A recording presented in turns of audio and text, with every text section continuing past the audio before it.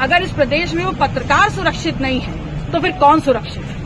ये आवाज दबाई गई है एक आरटीआई एक्टिविस्ट की, ये आवाज दबाई गई है जन सूचना अधिकार की, ये आवाज दबाई गई है दलितों, शोषितों, पिछड़ों की आवाज दबाई कि आप जीरो टॉलरेंस की सरकार की बात कर रहे हैं कि जंगल राज स्थापित है, सरकार नहीं है, लोकतंत्र नहीं है और लॉ एंड ऑर्डर नहीं है। उत्तर प्रदेश की सरकार और पुलिस का जितना मनोबल हाई है ये कहते हुए कि जीरो टॉलरेंस की सरकार चला रहे हैं, उससे ज्यादा इसी सरकार में अपराधियों का मनोबल हाई है।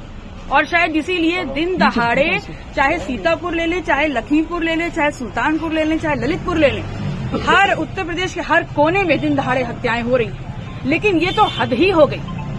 लोकतंत्र का वो प्रहरी, मजबूत आधार और खंबा जिसके द्वारा जो शोषित समाज होता है वो अपनी लड़ाई में उनकी आवाज और उनकी लेखनी का इस्तेमाल करता है, अगर इस प्रदेश में वो पत्रकार सुरक्षित नहीं है तो फिर कौन सुरक्षित है? ये आवाज दबाई गई है एक आरटीआई एक्टिविस्ट की, ये आवाज दबाई गई है जन सूचना अधिकार की, ये आवाज दबाई गई है दलितों, शोषितों, पिछड़ों की आवाज दबाई गई है। जिस तरह से नेशनल हाईवे पे एक पत्रकार की दिन दहाड़े गोली मार के हत्या, 4-4 गोलियां मारी जाती हैं, उसको लाइन ऑर्डर को लेकर आप कैसा देख रही हैं? लॉ एंड ऑर्डर है कहाँ? ये बड़ा सवाल है कि आप जीरो टॉलरेंस की सरकार की बात कर रहे हैं और कहना गलत नहीं होगा कि जंगल राज स्थापित है, सरकार नहीं है, लोकतंत्र नहीं है और लॉ एंड ऑर्डर नहीं है। और इसीलिए आपके माध्यम से मैं ये सवाल जनता के लिए भी छोड़ रही हूँ कि आप सुनिश्चित करें, आप विचार करें कि इस प्रदेश में राज किसका है।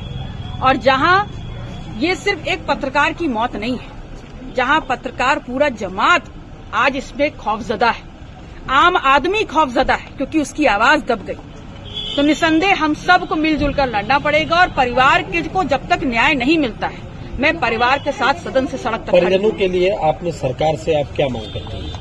परिजनों की सहायता के लिए। देखिए, परिवार जिस परिस्थिति में है और जिस स्थिति में है, बहुत छोटे छोटे बच्चे हैं, कमाने वाला सिर्फ एक व्यक्ति है, तो पूरा परिवार का भविष्य और वर्तमान तो अधर में अटक गया। ऐसे में मेरी सरकार से मांग है कि पत्नी को उनकी योग्यता अनुसार सरकारी नौकरी दी जाए और परिवार को कम से कम अपना जीवन यापन करने के लिए और जो उनके बच्चे, उनका बेहतर भविष्य हो, अच्छी शिक्षा हो, उसके लिए कम से कम 1 करोड़ का मुआवजा दिया जाए।